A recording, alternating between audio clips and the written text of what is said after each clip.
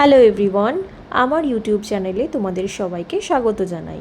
আজকে আমি কলকাতা থেকে চলে এসেছি জয়পুর ফরেস্ট, যেটা বাঁকুড়া ডিস্ট্রিক্টে একটা অফবিট ডেস্টিনেশন। কলকাতা থেকে এই জায়গার দূরত্ব 120 থেকে 140 কিলোমিটার এবং এখানে আসতে মোটামুটি 4 থেকে 4.5 ঘন্টা সময় লাগবে বাইকার। তোমরা চাইলে ট্রেনেও আসতে পারো। এই রিসর্টে এসে পৌঁছাতেই রিসেপশনে আমাদেরকে ওয়েলকাম ড্রিঙ্ক দেওয়া হলো। রিসেপশন থেকে একটা টোটো বুক করে দেওয়া হলো আমাদের ট্রি হাউসে পৌঁছে দেওয়ার জন্য।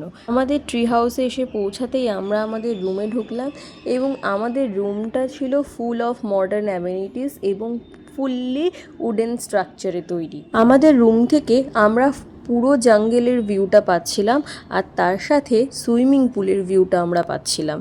ওখানে গিয়ে পৌঁছাতেই লাঞ্চের টাইম হয়ে যায়, তাই আমরা তাড়াতাড়ি করে ফ্রেশ হয়ে আমরা আমাদের লাঞ্চের জন্য বেরিয়ে পড়ি। এটা ছিল আমাদের সেই ট্রি হাউসটা। আর তারপরে আমরা লাঞ্চ সেরে একটু বেরিয়ে পড়ি এই পুরো রিসর্টটাকে ঘুরে দেখার জন্য। এটা ছিল কিচেন হল এবং এখানেই সবাই লাঞ্চ ডিনার করে। লাঞ্চ সেরে আমরা পুরো রিসর্টটাকে একটু ঘুরে দেখলাম। পুরো রিসর্ট ঘুরে যা বুঝলাম, বিশাল বড় swimming pool, open space, cycling করার জায়গা, তাছাড়া বিভিন্ন স্পোর্টস অ্যাডভেঞ্চারের বিভিন্ন জায়গা রয়েছে, মানে বোর হওয়ার কোনো সম্ভাবনাই নেই। আমি যদি খাওয়া দাওয়ার কথায় আসি, এখানে যে বাফেট সিস্টেম রয়েছে সেগুলো আমার খুব একটা ভালো লাগেনি, অ্যাভারেজ লেগেছে। খাবারের যে টেস্ট খুব বেশি ছিল সেটাও না, মোটামুটি। যদি রিসর্টের কথা বলো, রিসর্টটা সত্যি খুবই সুন্দর এবং রুমগুলো প্রচণ্ড স্পেসিয়াস, উডেন স্ট্রাকচারে তৈরি এবং ফুললি মডার্ন অ্যামেনিটিসে আছে।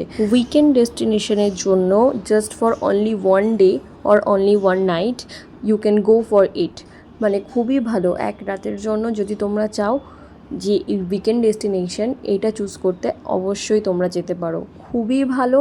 আশা করি যদি তোমরা কোনো ফ্রেন্ড সার্কেল নিয়ে যাও ওর ফ্যামিলি নিয়ে যাও, তোমাদের ভালো লাগবে। এরপরে তোমরা চাইলে বিকেলের দিকে ট্যুরিস্ট প্লেসগুলো ভিজিট করতে পারো, যেমন বিষ্ণুপুর, মুকুটমণিপুর ড্যাম, গড়পঞ্চকোট, শুশুনিয়া হিল। আমরা এইসব সাইট সিন করে আসার পরে যখন রিসর্টে ঢুকি, তখন রাস্তা তো একে প্রচণ্ড অন্ধকার, সাথে যে রিসর্টে ঢোকার রাস্তা সেটাও খুব অন্ধকার।